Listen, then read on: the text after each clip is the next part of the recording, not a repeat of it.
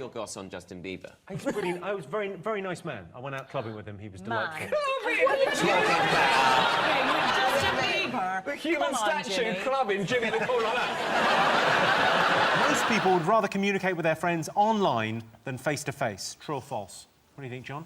I don't like the whole online... I mean, if you're talking to someone online, they're not a friend, are they? That is a simple fact. If they're not in the room, they're not a friend. People say, oh, I've got loads of friends online. No, you haven't. You're a twat. You're on your own. So is that the voice in your head speaking to you now, or...? I don't know which voice is which, but I'm mentally ill, right?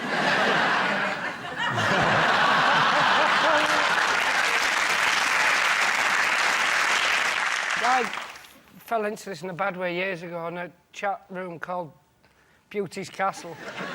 My username was Unabashed. And everyone talks in kind of ye olde English.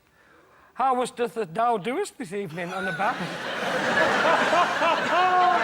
It was mainly Americans in there, and I got in a lot of trouble for suggesting that there shouldn't be a hot tub in a castle. It didn't be genuine. And they all told me to get out. And I used to spend hours in there. I met a really nice girl, and I went, I'll see you up in the turret. And they had a pub in there, and I went in and announced myself as the new landlord. I did, and I put some guest ales in. And it was all online. And I kept saying to him, it's not real. Go in and go, Unabashed was asking after it, and go... I'm still scarred from it. Oh, didn't you think, like, maybe if you met someone that you thought was sexy online, that they could just be this weird old man? I went so far as to go to America to meet one that I met in Beauty's Castle. Yeah. Oh, how did that go?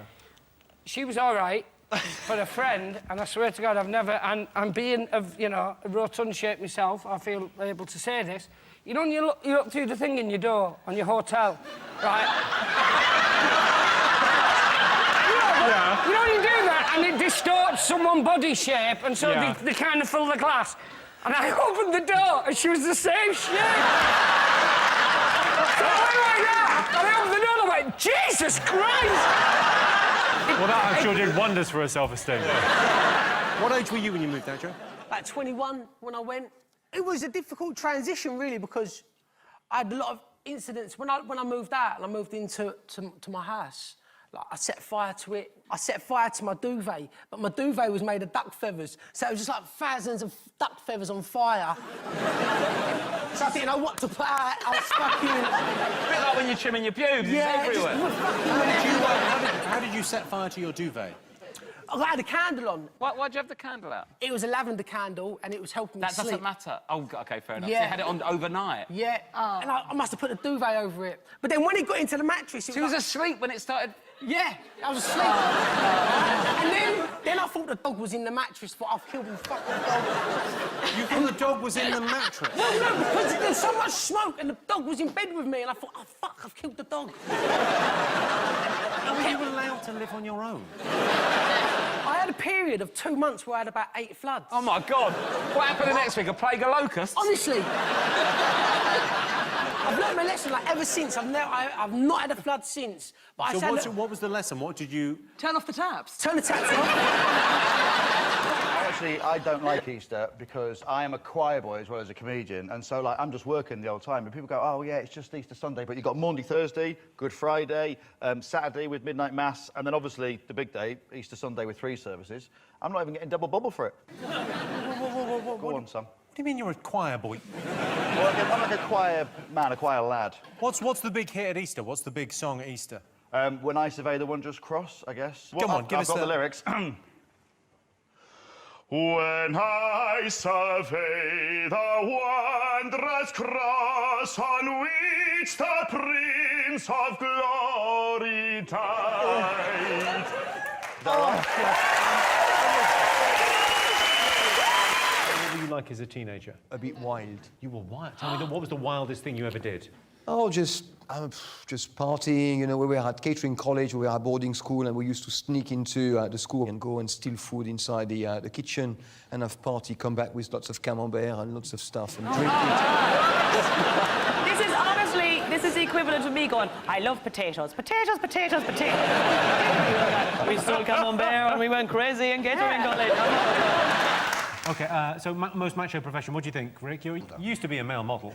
That's pretty macho. Well, I mean, I'd say no. What's the weirdest thing you had to dress up as, being a male model? You were kind of a fashion model. It's not really something I had to dress up as. I had to model crotch-enhancing jeans. And may I say, I'm glad you kept it. And I didn't have them on the shoot, so in the end I wore my jeans, and then a gentleman stuffed a sock that he sort of moulded into a large kind of sausage that snaked down my leg. And then my mum and dad saw it in a magazine. What were they doing reading that kind of magazine? I was a mobile floor cleaner in a German sausage cannery. Show off.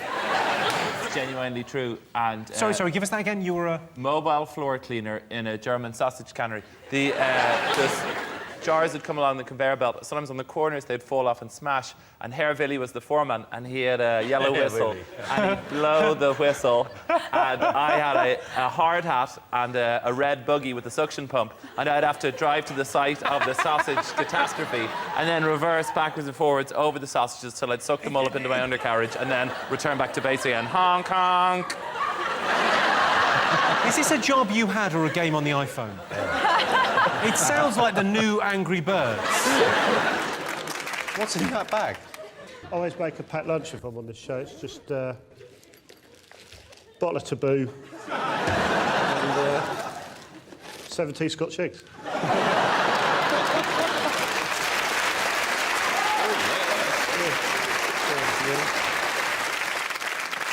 I've never seen that many Scotch eggs gathered.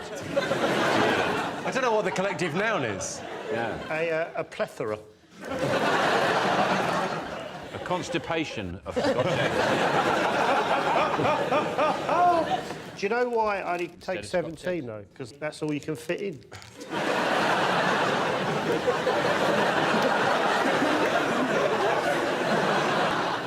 I've been on a train with you, Joe, and it's a treat. Yeah, it's nice. Deceptively long legs, I found, when I shared a train with you. Seem to get everywhere. Can I ask quickly whether you guys are all going on the train? What is this, 8 out of 10 cats holiday, is it? You know, works outings and things, nights out. The Christmas do, we have the Christmas do. And there's the summer trip away. Lunch on Sunday was lovely. Yeah, it was good. Scrabble Tuesdays. Yeah. And of course, curry night. Oh, that's tonight. Yeah. Oh, shit.